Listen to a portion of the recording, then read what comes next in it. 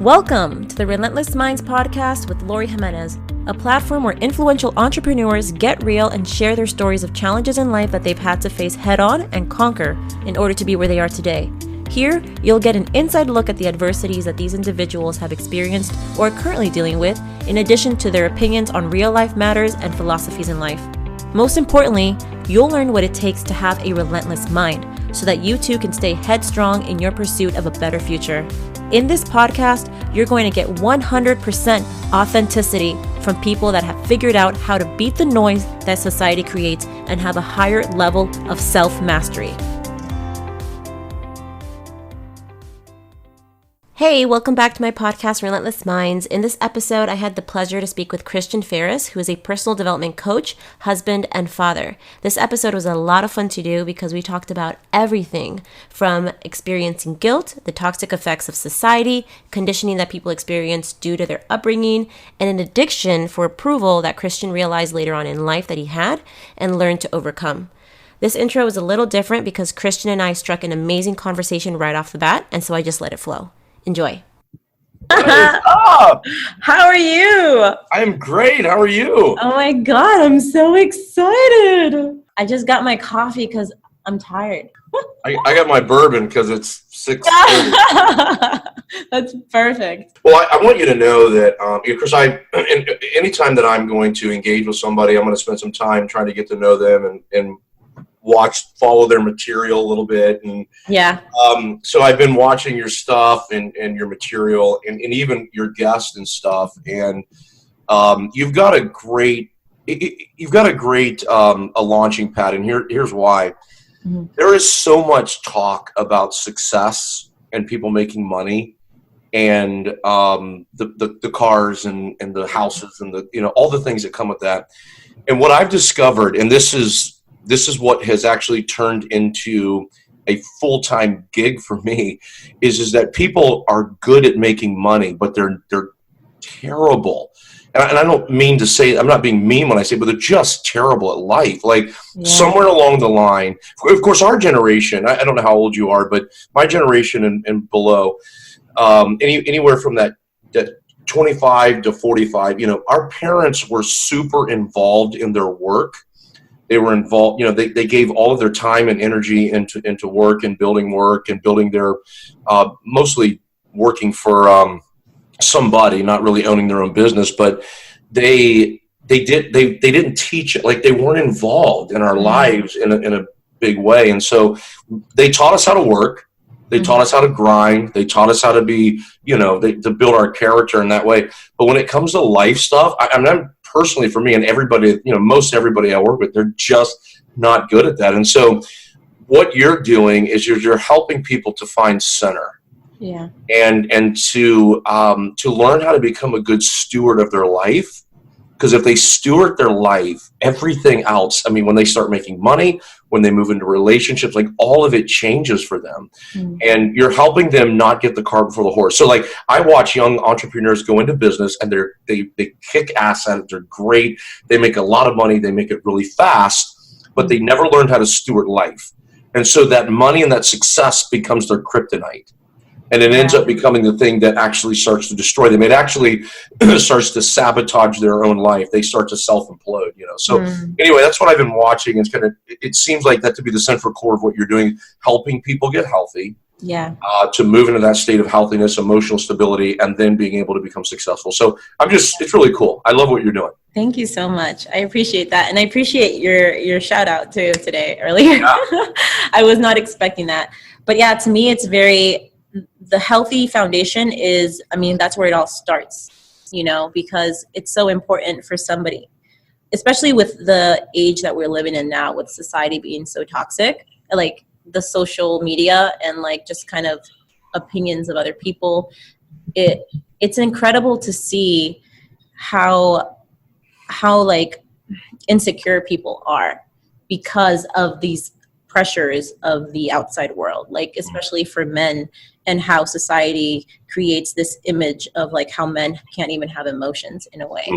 And it's sad to see that, and I think that's been around for a long time, but now it's publicized, like it's kind of just like really out there because your life is more out there in a way, you know? And so it's easier for people to attack you if you're not following the social norm. So, you know, for me, in regards, and I bring the insecurities for males, but like even females, like they deal with so many insecurities, and it's crazy to see it. And like, I'm still in a journey of like assessing how I can really help people, you know? The best way I can approach it is by trying to put myself in their shoes, or seeing like when I went through a situation, because I have gone through like different things. And honestly speaking, like if you've gone through one challenge, that's sort of the way that you react, the way that you overcome it, like that can be transferred to other situations. And so just kind of having that self-awareness, like I know that I can make that impact and make that help people because of, you know, the background that I come from. So that's my passion for sure. Well, tell me a little bit about that. Like your background is like, what set you up for this? What set you up where you go, you know what, I've conquered this and I've had to push through this. And so this story of mine is actually going to be the thing that helps people are going to connect this. Tell me a little bit about that. So like my inspiration. Yeah. So my inspiration came from a realization that people were lost, essentially. And what influenced me were books that I read, right? So I've always had this care and like love for people. I don't know if it was influenced by the religion I was raised in. Which was what? I've heard you reference that. Yeah, so they were Jehovah's Witnesses. Oh, interesting. Yeah, so they were. I was a Jehovah's Witness. I was born into this religion. You know, my sisters, my older sisters, my mom, like that was my family, my immediate family. My dad was never really involved in my family, or in my life, I mean. And so, you know, they were everything to me. And also the community that I built, like the community of like the Jehovah's Witnesses, because they are very, they're very sheltered. And so I grew up in that. And they teach you, you know, like love thy neighbor and this and that, and like, you know, following the example of Jesus. And so I'm not sure if that was where that foundation was laid, or if I just was, I feel like I'm definitely like that. I just don't know if that was really, I don't know, right? But I have a lot of love for people. But I went through a period in my life where when I left that religion, because I basically went through a lot of control. And I was not conforming to the regulations of the religions, specifically when it came to premarital sex. So I had like a boyfriend, right? And I really cared about this boyfriend. And so, you know, as teenagers do, we were participating in sex.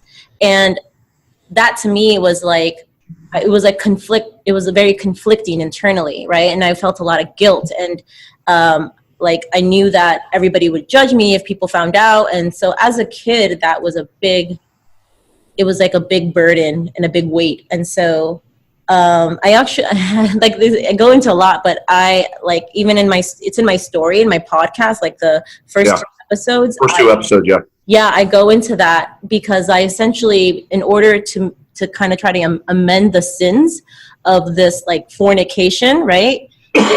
I got married when I was 18 years old, and that was to escape, right? This was like to try, and that's when I was like, wow, you're fucking up your life. Like, what are you, like, you're in a position where you feel so much guilt, so much stress, so much control that you did this, right? And so that was kind of like where my life started to completely take a turn, and I was like, I need to get out of this, and I essentially started running away from it, right?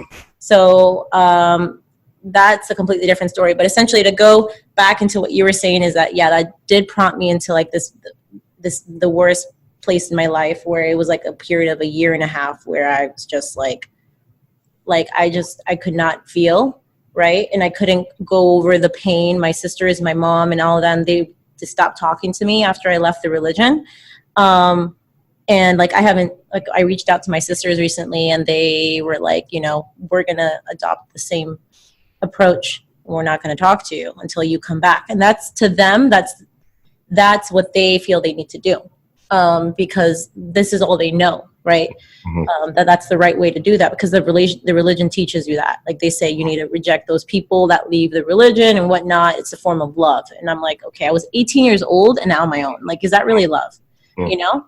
But essentially, when I started to improve myself after a bad relationship I was in, I started to really like just kind of question all my beliefs. And that period of growth, where I started to establish for myself my own beliefs, right? I started realizing that all these beliefs I had, these opinions on this, on that, they were influenced by how I was raised.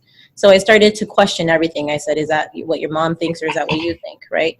And so I established this whole new belief system, and I had to do this by tapping into also the pain that I went through growing up, right? And like making all those decisions.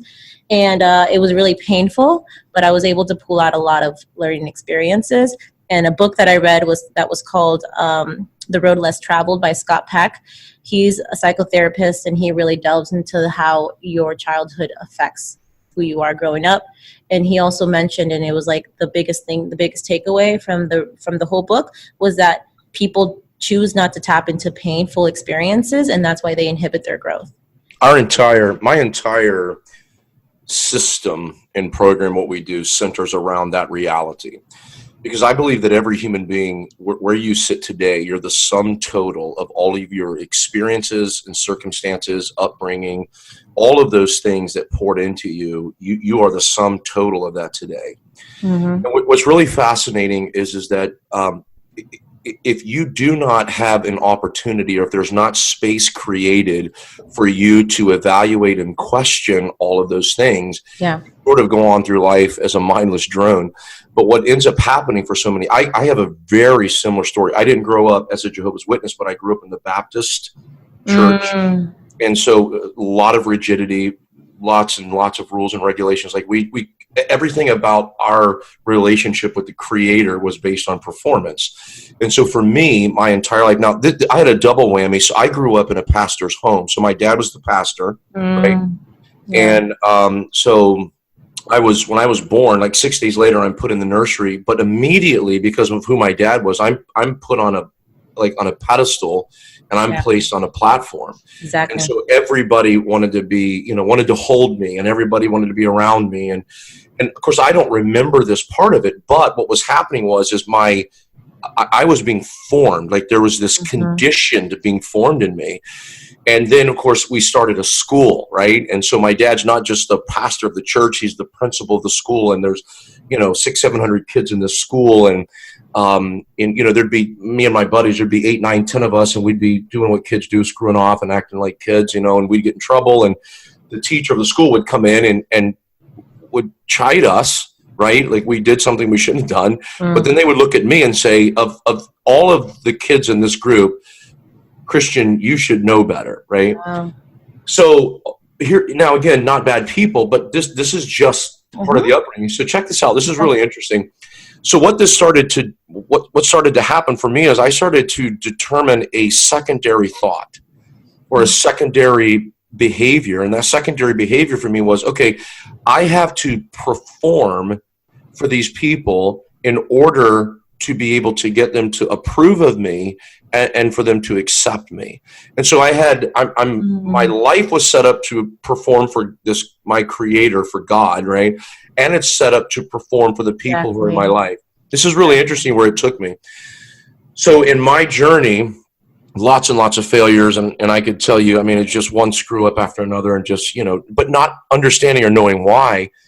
It wasn't until I sat down with a therapist, and my therapist walks me through what's called neuro-linguistic programming. Like we go back through the abbreviations NLP. We go back through this process, and over the course of like 15 or 20 weeks, we go all the way back to this childhood, right? And we start to discover that I was set up to be an approval addict. So like that was my sickness. And so that approval addiction was what I call today now a conditioned defect. I was conditioned. I was set up to win everybody's approval. So as an adult, as a young adult, and then moving into adulthood, everything about my life was approval. So every girl that I brought into my life, it was because I needed their approval, not because I was set up and trained to take care of them or to look out for them. It was all selfish. I needed their approval. Every business venture I went into, it was about approval. Every conversation that I had, I never went in saying, what can I give to this person or how can I help? It was, how can I leverage this person and get their approval? And so what was fascinating about that is that the end result for me was that, and that was the fear of failure. So I lived every part of my life encompassed in this fear of failure, because if I failed, I wouldn't get your approval. Exactly. And what's really interesting is that I don't think parents mean to do this. I don't think people mean to do this, but parents have a tendency to attach their ego to their kids and how their kids turn out. Right? And so they do everything they can to create this environment for how they want their kids to turn out and what they want their children to do at some point, because if they do those things in their mind, it's going to make them look good, right? Exactly. And so what ends up happening is we break away from that. We go, you know what? I got a free will, and I've got a destiny, and I've got a purpose, and I'm going to find out what this is. And so we begin to break away from that. And it was in that breaking away that I discovered that I have this horrible approval addiction that was creating an environment to make all of my decisions. It was literally every part of it was toxic for my entire environment. It was poisoning every decision that I made. And so what we do in our journey and helping people is really going back to those places from their childhood, because that's where it begins. And how do we connect the dots? So check this out. I didn't wake up one day and go, hey, I'm 25 years old and I want to be an approval addict. Like, that's not how it went. There were dots that were connected that brought it all the way back to my childhood. Exactly. And if we're not willing to go there, you've got to go there. Yeah, if we don't, we miss the entire journey that helps us to gain power and authority over that so we can move beyond it. Exactly. And you brought, and I actually wanted to contribute to that, because when it comes to parents, in addition to them trying to have these, perfect ideals for like their kids and how they need to be, I also learn, and I know this, that just like you and I grow up, right? Like you realize that you had this issue at 25 years old. Like, what if you didn't realize that? What if you didn't go to this therapist and didn't trail that back to your childhood? You would have been a full adult, like 30 years old, 34 years old, had your own kids, and then put that on them.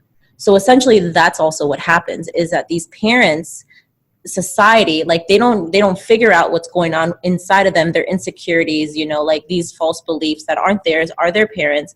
Whatever baggage their parents put on them, they're now putting onto their own kids, right? And so that's that vicious cycle. So we call those generational defects or generational curses. Mm-hmm. And so you have a tendency to carry out and live out what was carried out in you, and so they literally become generational, and a generational curse holds an incredible amount of power. And I don't know that we understand all the energy and the spiritualism behind that. I don't know that we ever will on this earth, but it is deep and it's profound, and it's not just hey, let's pray it away. Hey, let's read a book and it goes away. It does not work like that. It requires effort, and it requires somebody helping you walk through that to get to the other side. But Lord, I'm going to tell you something. This is going to blow your mind. I wasn't 25 when I discovered this. You ready? No. So I jumped into a marriage because I was going into ministry, and I couldn't have sex outside of marriage, and so I had to get married. And so I had a girl that I was dating for 4 months, and I'm like, hey, let's get married, right? And she was from a broken home and a lot of chaos, and so she was looking for stability. So it was an easy reel-in for me. So in the beginning, I was just so fucking selfish from the very beginning in reeling this girl in. And then I get married to her. We have 2 children, but we have nothing about our lives that are compatible. But I'm serving in ministry and I'm working in the church, and I want to make it work, because you'd be better off, in my world, you'd be better off killing somebody, for real, I'm not kidding, like killing somebody and having a better chance of serving in ministry than getting divorced. Like, that was the unpardonable sin. I kid you not. So I hold on to this thing, right? But then another lady, there's this other woman, who is like super productive, and she's got all this initiative, and I feel like we're totally compatible. So I end up running out of this first marriage to jump in a relationship with this other girl, right? And so I wreck this marriage. I wreck my kids. My kids are 5 and 2, totally destroying that whole thing. Yeah, jump into a relationship with her, and that's a train wreck, right? It's a total train wreck. And that one ends. Like, that marriage totally, yeah. So now, by the way, I kept my kid. We have had a great relationship. They walked through a second disaster with me, and they have to go through a second divorce. And then, so then now watch this. So then I end up having this other lady. So because I'm an approval addict, the second marriage, the person I was married to, was constantly emasculating me. I was never good enough. It was just 8 years of just, you're a piece of shit. That was 8 years of it. Your second marriage. Second. Mm-hmm. So then I get out of that. I finally get enough strength to walk away from that. There was a lot of abuse and gaslighting and things going on in that. So I walk away from that, go through the divorce and that. Then I have a lady who's working for me, right? And she's infatuated with me. I don't think it was me. I think it was the position, the power. She's infatuated with the position, the power. And she starts to just like build me up, and she starts to speak all these things to me that I hadn't heard in years. And I'm like, as the approval addict, and by the way, have no idea yet that that's what I am. Yeah. I'm like receiving all this, and I end up she's married. And I end up moving into an inappropriate relationship with her, right? Now, by the grace of God, we didn't go into a sexual relationship where it was like you can't come back from. But here's what happened. My world starts to collide and implode on me. And I'm like, I have no idea who I am. What am I? Like, I know better than this. Yeah. What's going on? And it was those things that brought me to the place in my life where I hit my pain point. And so before I suppressed the pain point. And here's what I believe. I believe that when the pain of where you are becomes greater than the fear of where you need to be, that's when change begins. Yep. Most people do not allow themselves to hit the pain point. They suppress it with drugs, alcohol, other sexual related, whatever. They suppress that. Work. Distraction. Money, whatever. You don't allow yourself to hit that pain point. But for me, there was no turning back. And that's, so you ready for this? I was 40, man. And so I'm going to be 45 this year. So this was 5 years ago. 5 years ago. So I lived in this chaos, in this train constantly derailing because of that upbringing and not knowing how to get out of it. Exactly. Isn't that wild? You didn't even know. No, it's incredibly wild, but it's incredibly uplifting too, for like everybody listening, just like you were this far along in your life and you still were able to make a complete transformation 5 years ago. Yeah. 5 years ago. And since then, like your journey. Yeah. How much have you grown since then? Yeah. Yeah, so it's a beautiful thing. Because of that, and so here's what happened. Because of that, that's when the doors begin to open. So we do not realize how much of our current thought is influenced by our brokenness. Here's what I believe. Every outward behavior is a manifestation of an inward brokenness. And what we believe is that we can fix that brokenness from the outside in. It never works that way. Mm.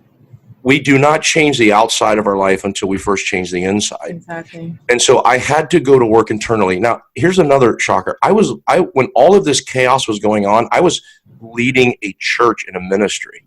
So think about that role. Yeah.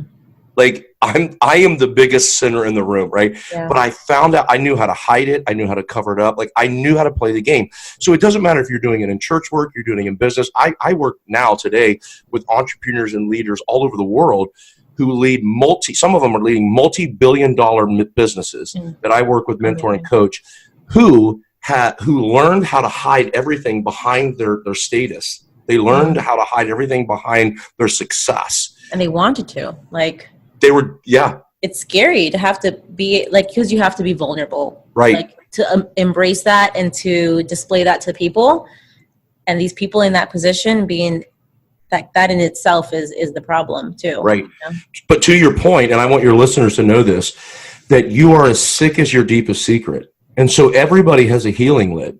And the problem with people, and the reason people cannot find healing, is because they hold on to secrets that they never confess. Confession is the gateway to healing. You cannot heal and will not heal beyond the thing that you're holding as a secret. And so when I sat in front of my mentor and I sat in front of my therapist, I literally confessed. There was nothing I held back. I confessed everything. And it was hard for me because why? I'm an approval addict and I fear failure. And so I was having to face every one of those fears head on. And it was so difficult and so hard. But what was fascinating, Lori, is that when I went into full rigorous honesty and confession, the weight came off. You know why? Now I had nothing to hide. Exactly. I had nothing to hide. So now you can't hold anything against me. This person can't hold. Nobody can accuse me or hold anything against me because now it's all out in the open. Yeah. And if your listeners get anything in life, I want them to get this, is that living your life in rigorous honesty and open confession is the only way that you can live in healing or that you can move into healing. Yep. And so that's what began the journey for me. I didn't have to hide anymore. Exactly. That's so important. And that's why I believe so much in the motto of owning your story and creating your life. Because when it comes to like owning your story, what I mean by that is like you have to embrace it. You have to embrace where you came from, all of your mistakes, all of your failures, you know, all of that pain. Like embrace that. Be real with it. Be real with other people. Be real with yourself. Be honest, because that's apparent. Like ultimately, all of this stuff, when you express that to other people, first you had to realize that was the truth to yourself, you know, and you came to terms with who you were as a person and how ugly it looked and how real, like how seriously now you had to change that. Yeah. But that's the thing, because it's scary because you don't know, like obviously you were so scared of failure. You were so scared of that disapproval, right? It was an unknown. It was actually, I had another, a guest on here that she brought up, and I want to give her credit for it.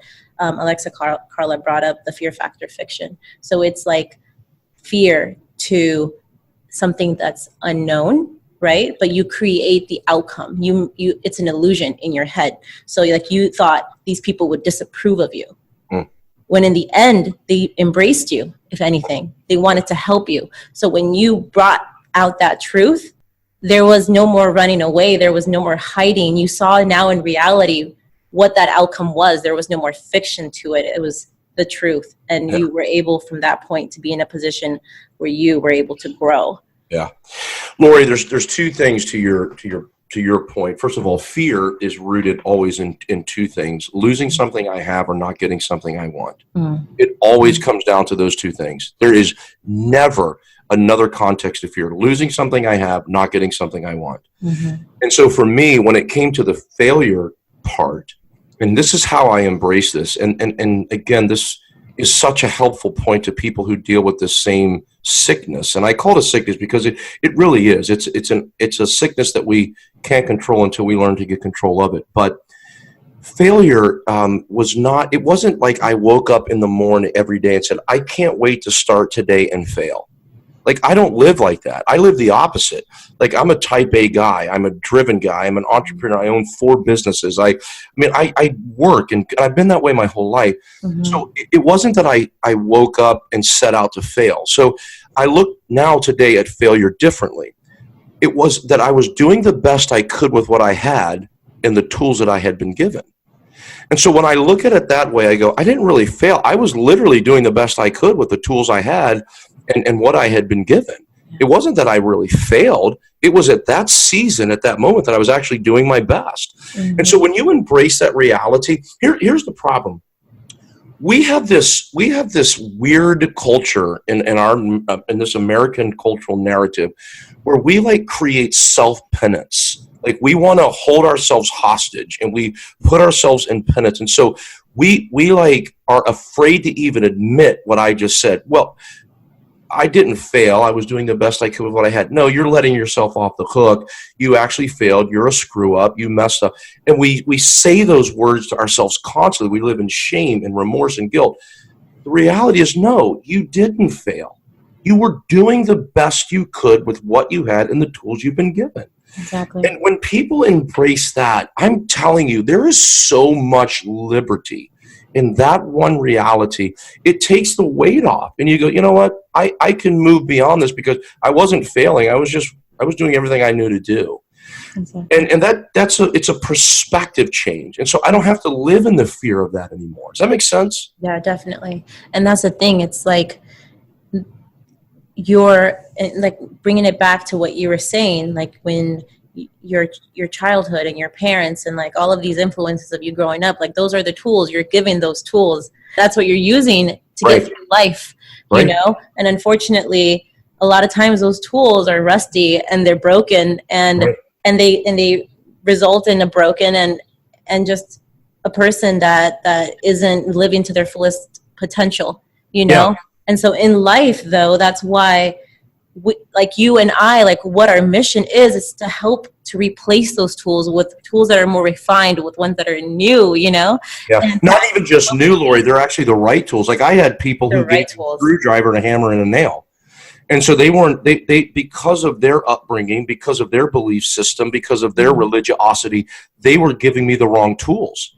And so we're not just helping you to refine your tools. You and I are helping people to make sure they're looking in their toolbox and go, if I'm putting a nail in the wall, I want to make sure I got a freaking hammer and I'm not a freaking screwdriver. Yep. And so we're helping them get the right tools. And that's what's so powerful about this mission that you're on, and that I want to just speak in you and empower you in what you're doing, because there are so many. Listen, there are enough gurus on the internet right now telling people the what.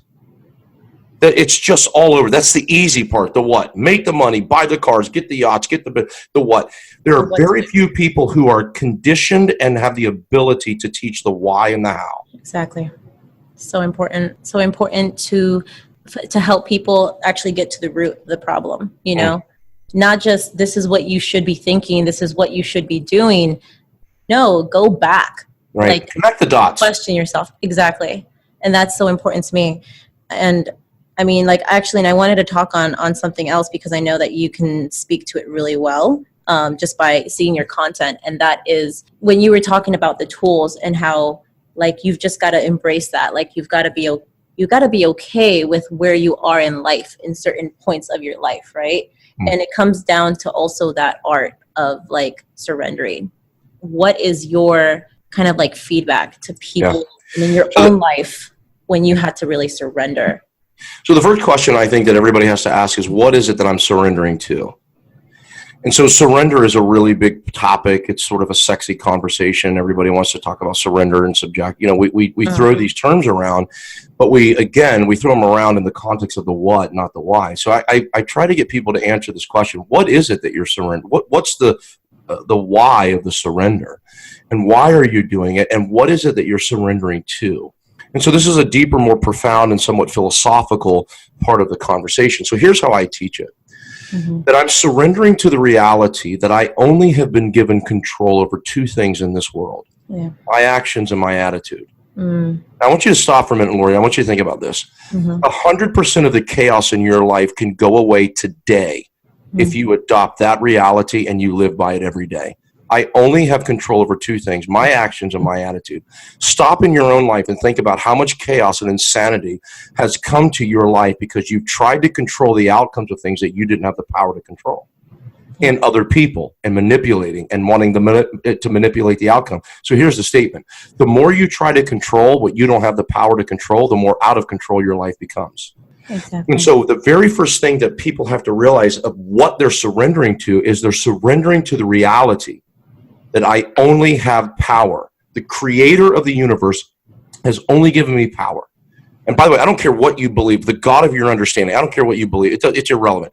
But whoever and whatever you believe in, you have been only given the power to control two things. Actions, attitude, that's it.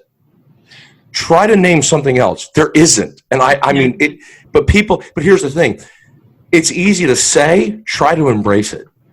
So think about the last issue of your life that created the greatest amount of chaos, and how much of that chaos came out of you wanting to control the outcome.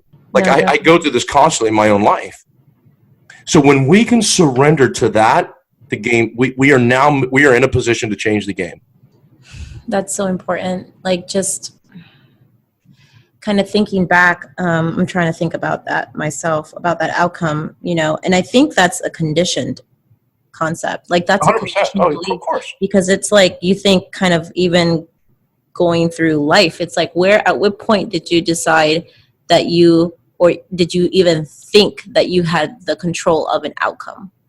Like is it like in social media and everything that we see, all these people like flaunting all of their stuff, and you see that constantly, and you start to think, well, if they're there, I can be there, and that's where I should be, and that's your main focus, and then you lose sight of what it takes to be there, because everybody is only showing you that end result. It's not, not showing you the grind.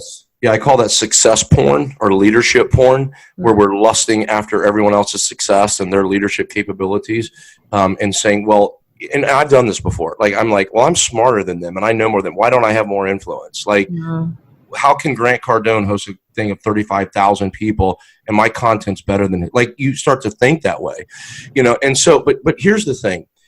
Take this back and bring this all the way back to a personal place.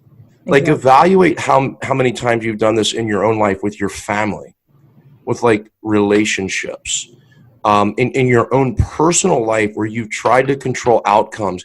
And here's what's fascinating about this reality, that if you feel or believe that you have the power to control outcomes, what you end up doing is you end up becoming a master at manipulation and manufacturing. And so this is why we manipulate. I call this emotional rape.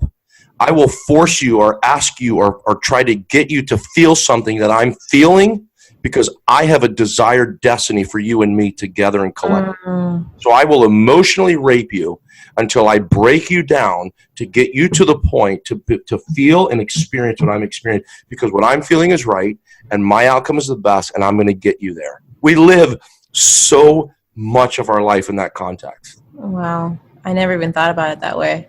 Manipulation. I mean, because you're only focused on that outcome, and you're not really caring about, even the people at the end of the day. You're not going along with just the journey and enjoying it as it goes, accepting the ups and downs and all of that. Correct. Huh. And like, you've obviously gone through this journey. You've had a lot of enlightening experiences and thoughts and everything. And so when it comes to, you talk about, like, your blogs talk about like guilt and failure and arrogance and forms of addiction and all of that. And can you speak or share with us like how that inhibits growth? What part? And I'm sorry, repeat that part. Like, what inhibits the growth part? Say that one part again. So, like, the guilt, like feeling. Oh gosh, yeah. So again, we are conditioned to live sort of this life of penance. Like, so so every mistake that you've made, quote unquote, or failure, whatever you want to call it, that you've made in your life, we are conditioned to believe that we have to hold on to it. And so this is a really fascinating reality. There's two things that you have in your life. You have guilt and you have conviction. Okay? Guilt, I believe, comes from a if I can say it this way, but it's a very negative, I'm even going to bravely use this word, but a demonic sort of pull. It's a negative pull. Guilt makes you look backwards. And so if you look backwards, you always live in shame and remorse. Conviction is different. Conviction is actually a stirring of your heart that makes you look forward to your future and how things can be better. And so what happens for so many people is that they do not know how to decipher or to compartmentalize the two. So they feel, watch this, they feel comfortable in their guilt and remorse because in their mind, this is how they remain the victim.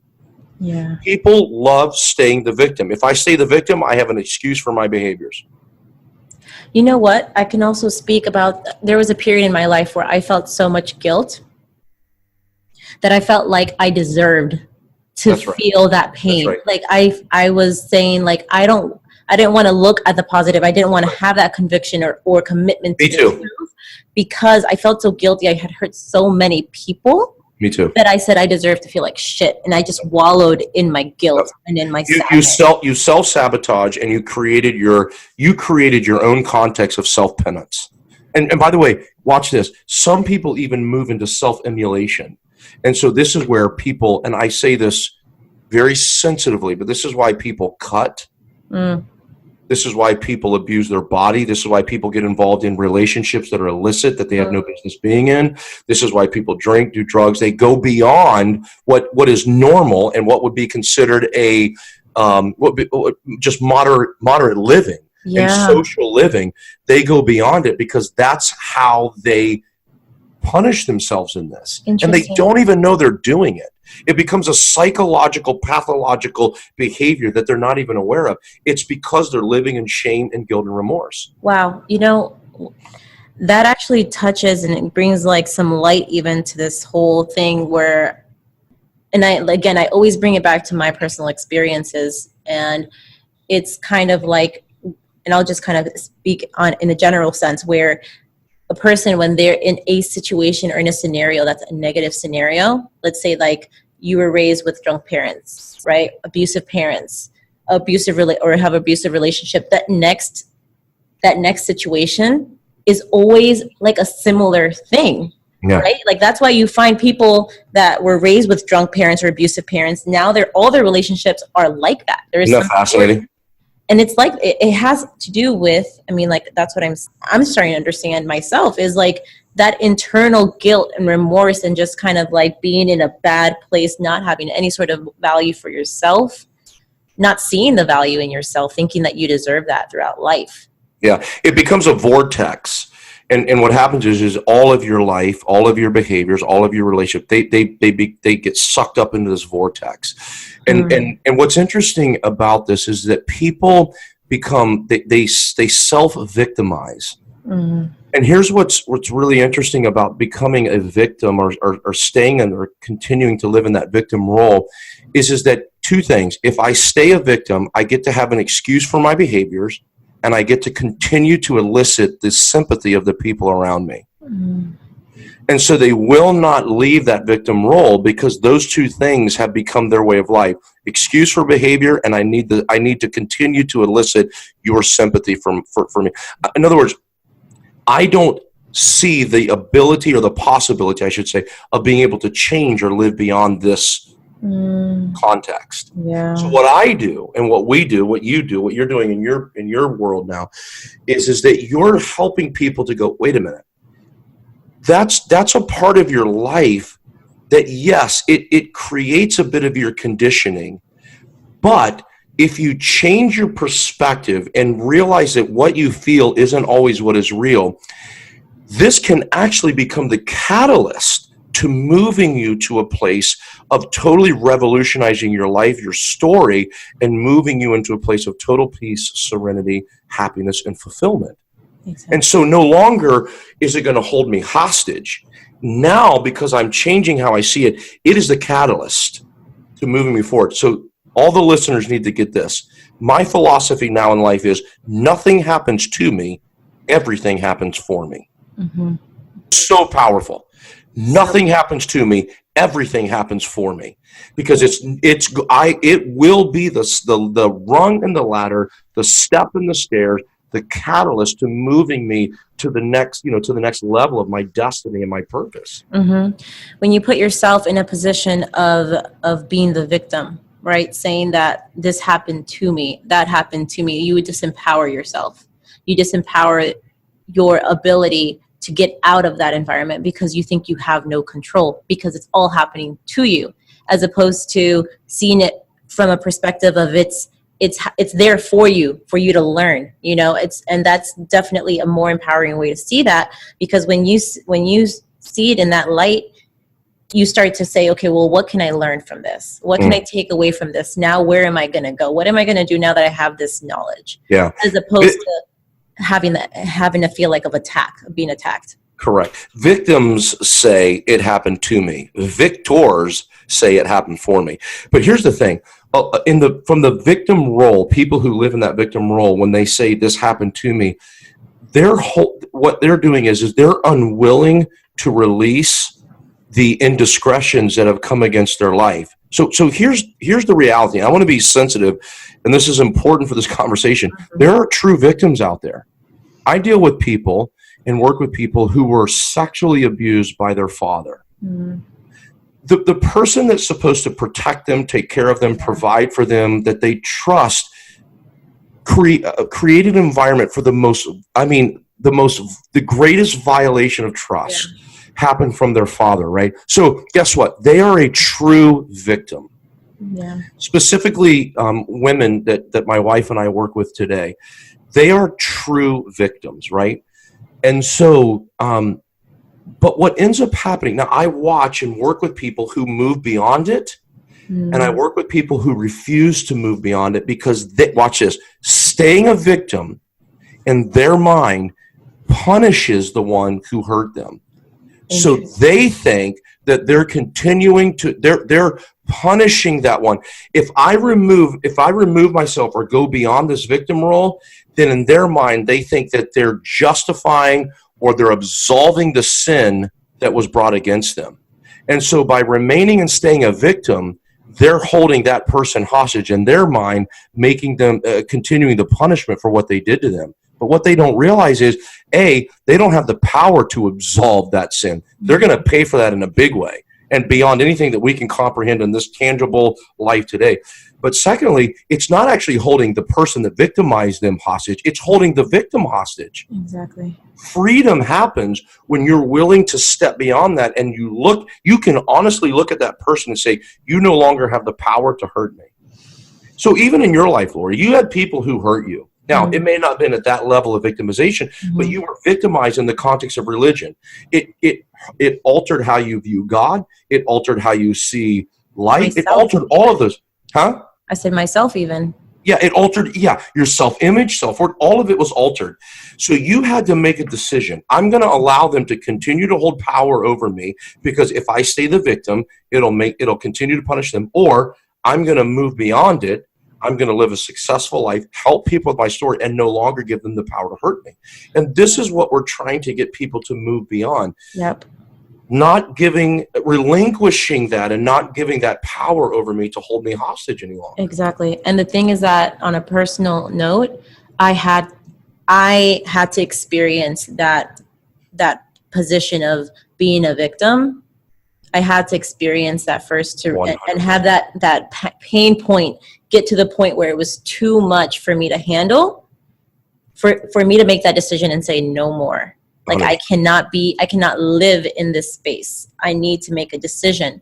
So like kind of just understanding other people too. It's like if you're in a phase in your life where you dealt with all of this pain, you dealt with all of this rejection, whatever it was that put you in this hole, it could be that, part of your whole growth and this realization of where you're eventually going to need to be, it could be that part of that journey is you needing to be in this space for just a little bit, but do not wallow that space for too long, and definitely have people around you, embrace people, like share where you're at with people, like do not isolate yourself, like, because for me, I definitely needed to have this and have that pain point get to a certain spot, get to a certain point. If not, I wouldn't have learned as much from everything, and it would have not been genuine. Like if it was people trying to force me out of that, like, it's so that's a great point. You're hitting something that your listeners need to know, because I watch this a lot. Is that we have a tendency sometimes to get to become the interference to people reaching their pain point,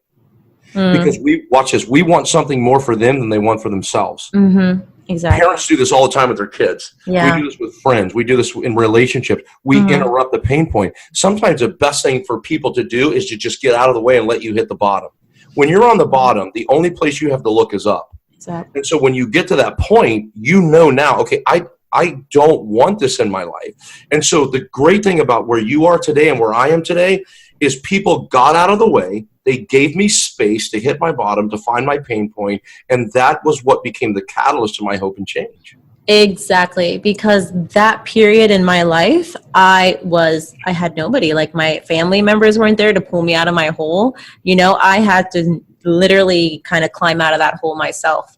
And along that climb, I got stronger. Right. How do you feel today? So that was fully necessary. And that's why this is going back to that whole concept of where life doesn't happen to you, it happens for you. So I had all of these. Yeah, if somebody could say, hey, why aren't your family members there, or like helping you out or whatever?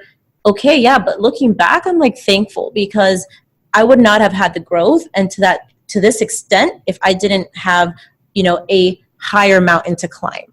Right. Well, true loyalty is not defined by me being there for every situation or pulling you out of every situation.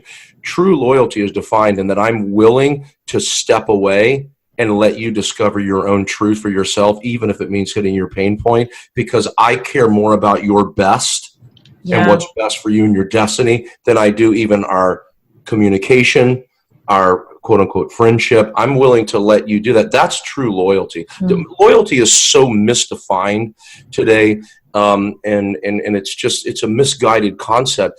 The people who I have in my life today are the ones who not only speak truth, but they're willing to get out of the way and let me hit bottom if that's what it takes. And so, and this is interesting, an interesting principle. We have this philosophy that we live by back and forth. We speak it once in love, and that's it. If I say it once, it's out of love. If I say it twice, it's out of control. And so if I speak it to them and they don't do anything about it, that's on them. I've already spoke the truth. I don't have to do it again, and vice versa. That's how we get out of each other's way. Does that make sense? Yeah, fascinating.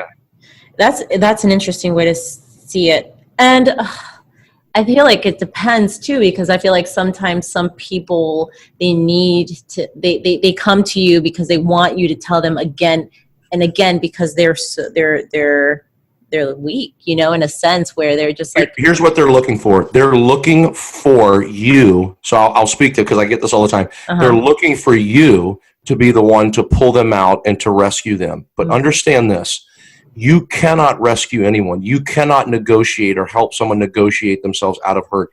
They become now you're there to walk them along the journey, but you cannot do for them what they can do for themselves. So the mantra is this: I will do for you what you can't do for yourself, as long as you do for yourself what you can. I like it.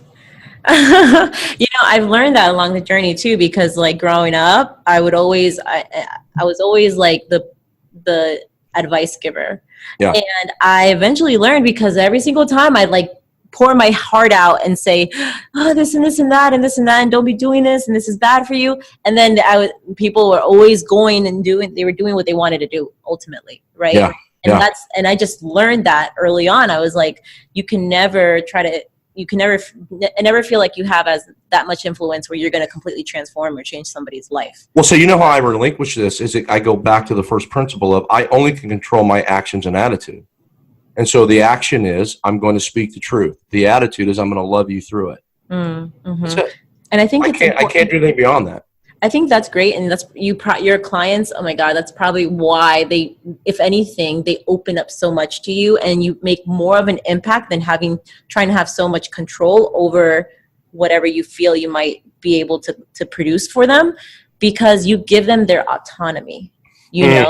They're able, you put that action and that responsibility in their hands. And maybe that's something that nobody else gave them in life. Maybe that's something they didn't even feel that they had. And you're here and you're saying, look, I believe that you have all the tools or ability to take that action and take control of your life. Yeah. And if you don't have the tools, I'll hand you the one that you need. I'll give it. Here you go. What are you going to do with it? Yeah, and you're 100% right, Lori. That's articulated very well. That is the entire overarching theme of what we do. It's that I'm not here to do it for you. I'm here to give you the tools and teach you how to do it for you. Because watch it. If I do it for you, I've done nothing to help your life. I can't be your, I can't walk side by side and hand in hand with you for the rest of it. You have to come to the place in your life where you feel confident in doing this on your own. But I want to share this because I think it's so important. There is absolutely, let me say it this way. I'm sure you've flown on a plane before. Mm-hmm. The stewardess or the steward, they give the brief word about the oxygen mask on the if the plane goes down or if we lose oxygen, there's going to be a mask that comes out of the ceiling. What do they always say about that mask? They tell you to do what? Put the mask on first and then help someone else put their mask on. Well, what are they saying? You cannot take care of another person. You first have taken care of yourself. Yeah. The best gift that you can give the world is not a big house, a lot of money, a nice car, thick bank account. The greatest gift that you can give the world is the healthiest version of you. And I say this all the time. It is impossible to give away what you do not have the capacity to give. The reason that relationships, marriages, businesses, the reason that these things are failing all of the time is because two unhealthy individuals come together and try to form a healthy whole. It never works. No. We're asking people to give away what they don't have the capacity to give. Exactly. And so the call is this for everyone. Before you start speaking into people's lives, before you try to be in a relationship, before you get married, before you enter, become the healthiest version of you so that when that time comes, you have the capacity to give away what is needed to be given in that relationship or that business venture or whatever the case may be. And I think ultimately, in all of this conversation, ultimately it comes down to my passion and my desire is to help people put the oxygen mask on. They find individual health and they find the things that they need so they have the capacity to give away what the rest of the world needs. Exactly. And when you learn this and when you discover this and you become that, you become a world changer. You become a true influencer. Exactly. And to speak to that too, I also recognize that, and I want to share it, because people need to hear it, is that you're never going to get to a point where you're going to have it all figured out. You're never going to get to that point. You're going to if you're going to be living life and you're going to live life the right way, you're going to constantly be growing and progressing in life, right? And so, but you've got to, in relationships, right? There are certain things though, you've got to have figured out before you get into a relationship. When it comes to speaking to other people and trying to influence them, there are certain things, foundational things that you need to have figured out before you go and do that. But you don't have to have it all figured out. You can still be growing and learning along the way. If anything, that is going to help people connect to you even more because you're in this journey with them. You're just maybe a little farther along in this journey. Well, I'm 40. I'll be 45 this year. I have an 82-year-old mentor. I check in with my mentor every week of the world. And here's what I say often, Lori. I say, is there anything about my life that you see that I need to be working on or I need to change? Yeah, and so the reason that I do that is to your point, is because I cannot assume that I have reached this pinnacle of health and this pinnacle of spirituality or pinnacle of whatever wisdom that I don't need to continue to grow and change. So today I checked in with my mentor today, and all I said today was, "Hey, checking in. Life is good." And sometimes, by the way, my mentor is an 82-year-old woman. I call her the Oracle. She's the wisest, most insane human being that ever walked the earth, and I mean literally insane, but the wisest. Amazing. And she speaks truth and like having somebody who is at that age who has seen all the things that they've seen in life. And they have nothing to prove, so they don't care. I mean, they're going to tell you everything, right? Exactly. And there's things that she asks me that, like, it's so bizarre, but she asks me questions, and I'm like, how did you know that I was screwing that area up? Like, it's crazy. But the point is this, and I'm responding to your point. You never arrive. In fact, I use this statement often. It doesn't, regardless of how high you get, never get any higher than humble. And this is how I stay at that place, is that I have a mentor that I check in with every week who gets to speak into my life and say, hey, you're screwing this up. Hey, you need to work on this. Hey, you need to evaluate this. And then when they do, I go to work on it immediately. And I believe, again, that's what keeps us in a continued context of health and wholeness. Yeah. And a healthy state, for sure. Yeah. Just recognizing that you're always going to be growing, and that should be your focus continuously, because you got to show up for yourself. You got to be that healthiest version that you can be continuously, in order to have these other aspects of your life also at that higher level, family, love, and friends, just influence. And so I think that when you come from a position of just valuing that growth first, everything else is going to just appear. Everything else is just going to, that is the consequence of you being in a healthy state and a healthy mental state of that growth. Yeah, right on. This whole conversation, this whole episode, man, we went super deep on life. And I love that. It's this authenticity and just real matters, that everybody goes through.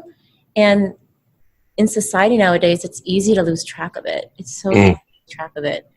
Well, we have a narrative that is, I call it, there's two versions of us. We have the 3 p.m. version and the 3 a.m. version. The 3 p.m. version, the house is in order, our Instagram pictures are perfect, we're the mover, the shaker, the deal closer. Then there's the 3 a.m. version where we wake up at night wondering how we're going to, navigate through the moment, why our relationships are failing, why our marriage is a shitstorm. That's the 3 a.m. version. Most people, the narrative doesn't allow us to live in the 3 a.m. version. So we have to cover it. We have to hide it. I live my life, and I teach people to live their life in the 3 a.m. version.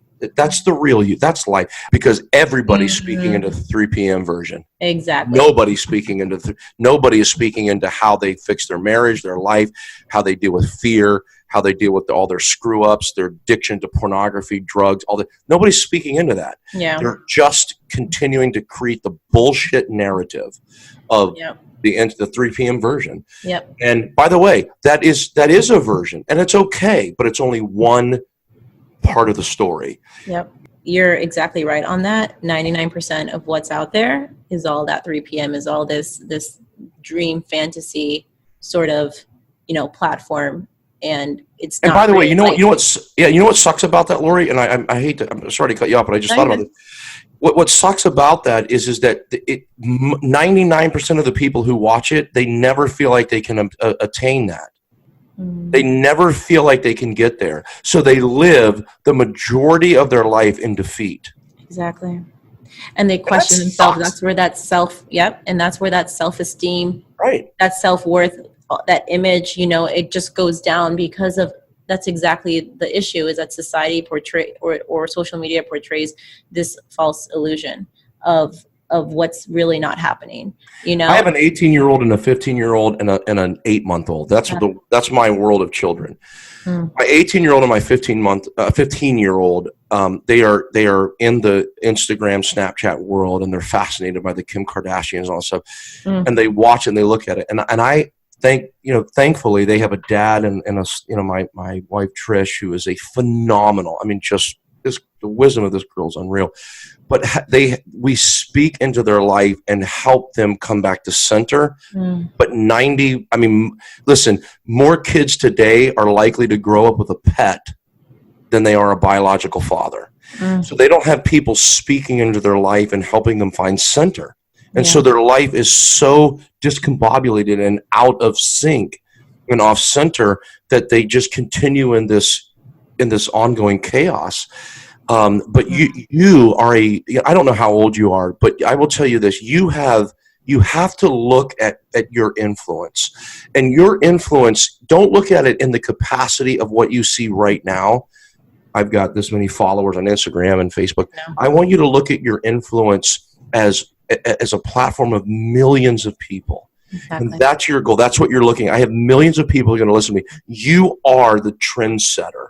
Yeah. You're the ones that I'm going to say to my daughters on Instagram, hey, Kendall, hey, Kaylin, go follow Lori.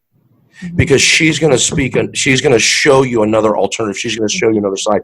that's your level of influence. Do you understand what I'm saying? So and you have to realize that out there. I mean, and it comes all down to, when it comes to a person who's actually influencing the right way, it comes to a genuine love for people.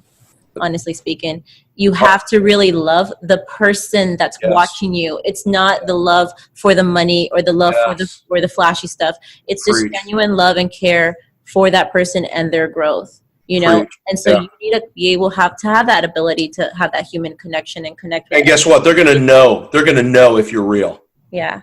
I mean, and I've had that feedback, and that's why, you know, it fuels what I do, because to such a deep level, and they're strangers. And to me, like, that's the purpose in my life. Like, I'm not trying to teach you to have $1 million. I'm not trying to teach you that. Like, you can make $50,000 a year. And maybe I made an influence that you're still happy, you know, because money doesn't give you happiness. It doesn't, you know? So that's not my goal. And that's why this is not about a podcast for success. You know, when I say success, I mean an internal success, an internal fulfillment. And this is why on my podcast and on my platform, I'm sharing stories of people in all walks of life. It's not just these millionaires and all of that, like, you know, and I'm looking to even go into like different countries to share the stories of other people that maybe in their community or in their tribe, like maybe women that were trying to go to school in a tribe that was against women going to school, and they're relentlessly pursuing that vision for themselves, right? So that is all that I am trying to do, is showing people, hey, you have it in you to take control of your life and to create a better future for yourself. I love it. You're on course, man. I align with you, and I believe in what you're doing, because it aligns with, you know, what we have been shown and what we have seen in the years and years of just experience and working with people, and knowing that people don't care how much you know until they know how much you care. Yeah. And when you can give them that authentic you and the vulnerable, real you, that changes everything. And so you're on course, sister, and I'm really proud of you. It's really cool. Well, I think we gave our listeners a lot of freaking amazing content. If you guys wanted to ever reach out to Christian Farris, you can do so at his email, which is Docfarris, and Farris is spelled Farris, coaching@gmail.com. So again, that's Docfarriscoaching@gmail.com. His Instagram is @followthedoc. And you can check out his services, his coaching services, on his website, which is docfarris.com. And just to specify, Doc is DOC, and then Farris is FARRIS.com again. So thank you so much, Christian, for being on today. Yeah, thank you. And thank you, everybody else, for listening. Until next time. That concludes this episode. If you enjoyed it, feel inspired, and would like to hear more, please subscribe to the Relentless Minds podcast via the link in the show notes, or visit LoriJimenez.com. Thank you so much for listening. Until next time.